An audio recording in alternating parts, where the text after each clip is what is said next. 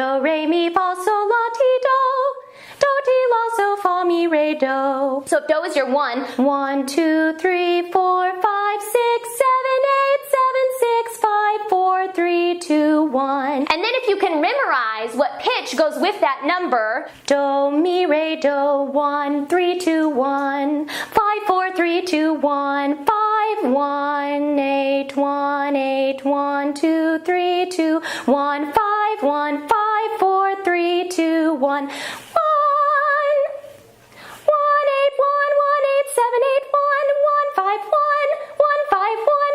1. So then you can associate all the numbers with pitches, and then you're doing all the solfege according to a number. So you can look at a piece of music and be able to sing it all the way through because you've associated numbers, and you can tell how those numbers are moving based on their space apart from one another.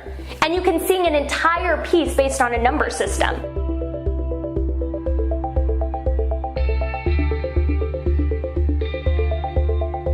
My name is Brooke Bradley.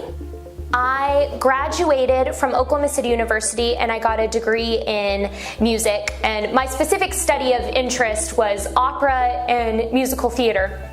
But I went to a liberal arts school, which it means you received all of those core classes as well. So my life wasn't strictly singing all the time. You know, I had friends who I'd call who went to college that were like, how's all your dancing going? How's your singing in the practice rooms all day? And it wasn't quite like that. And I think that's hard for people to understand. My grandmother once asked me, how do you expect to make a living singing? And I told her I do a lot more than sing.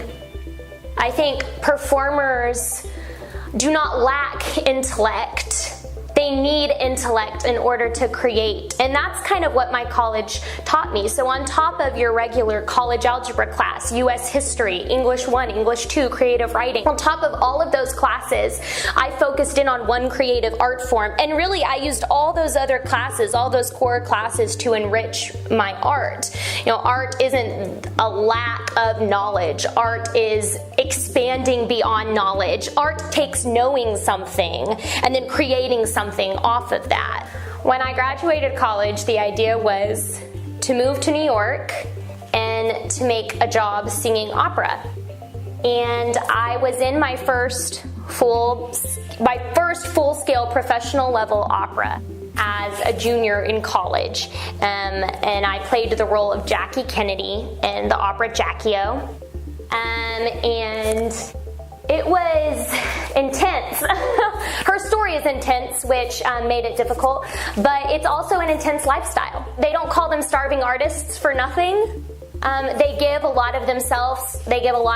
Performers give a lot emotionally, and they dedicate a lot of time to something that does not pay very much, and they do it for the love of art and for the desire to storytell. And I loved it, and it was a phenomenal experience, but it was not life-fulfilling. And I decided there had to be something more that I could be doing to make an impact, and singing wasn't enough. And not everyone feels that way, but I sure did. And so when I was done with that show, I started examining some other career opportunities. And while I was in the process of doing that, I got kind of a temporary job here at this school as a receptionist, and loved it. And I connected with the kids. One, because I'm not too much older than them, which helps because I do relate to their generational problems because I'm not too many generations behind. So those things that people older than me roll their eyes at, I truly understand. I get the Twitter thing and the Snapchat thing, not extremely well, but I do get it.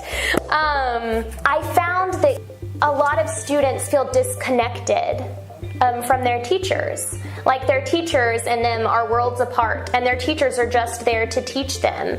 But I do not think we should only foster education. I think we should foster, love and peace and patience and goodness, and those were some of the things that I felt like I could bring to a classroom. I found that I related to the students not only because I was close to them in age, but because I am a storyteller and I teach like I am telling a story.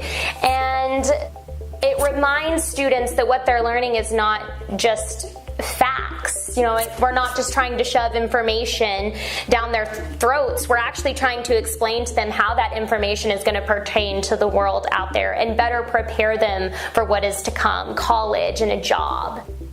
I started tutoring students after school that weren't understanding math. Math is one of those hidden talents I've had for years. I just never struggled with math. So it always came really easy to me. Now, I never thought I'd make a career out of it. I always thought my thing is singing. I'm a singer. And as I started helping the students with math, grades started improving, and it was noticed, and I was offered a position as a math teacher. And I was shocked. What a turn my life took. And so I started teaching Algebra II. And then the band director reached out to me and was like, "We hear you're a singer." And I was like, "Yes, I am. I don't know what kind of singer you've heard I am, but I'm an opera singer, so it's a little different than something I think the students would relate to." And he was like, "Well, why don't you try coming in and teaching a choir class?" And I was like, "Sure." And I stepped in the first day, and I haven't stopped teaching choir since. So now I find myself as a full-time choir teacher and Algebra II teacher. And then on the side, I still perform. And I've finally found that thing that was missing for me. I didn't want to be up on a stage for the rest of my life. I wanted my stage to be on a more personal level. And so instead of being in the spotlight, I wanted to be the person that put other people in the spotlight. And I find myself in that position as a teacher. I am not just their performer in those moments that I am their teaching. I am their friend. I am their mentor. And that is the part of my life that was missing when I was strictly performing. Performing gets confused as something that is other. We call our performing classes our electives. They're what our kids do on the side of our core classes. But as someone that teaches Algebra II and music, there is a correlation between art and intellect that makes a fully rounded human.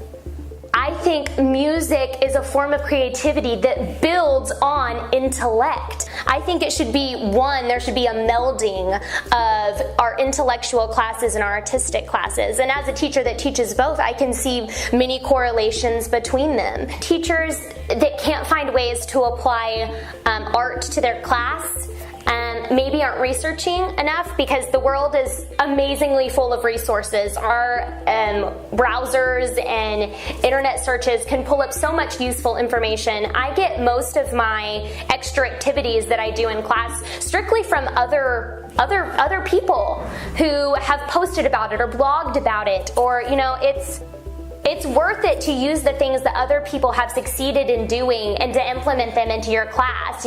Creating a fun class does not have to be totally created by self. Pull off of your peers in the global community. I think a large way that I find ways to incorporate art into my classroom is just by looking online and typing in how to make Algebra II fun, group work for logarithms, or I take a basic concept such as graffiti. So graffiti is often known as a form of vandalism, but our children graffiti on everything. Their notes have graffiti all over them. Their Chromebooks have graffiti all over them. They make everything they own a piece of personal art. So we take a math concept such as adding polynomials, and they graffiti that math topic. So, and all that is me taking one form of art and applying it to a broad math topic and letting them explore that topic through their art of choice. Now, that could be done with music, create a rap about exponential equations. There's ways to apply, I think, almost every artistic endeavor into a math or a science or a social studies or an English topic. It's just not looking at it strictly as being artistic and broadening that term artistic and letting it apply to the intellectual as well. But I think just taking what you know as art and exploring all the ways it could apply to your class, because I think you can almost make anything apply.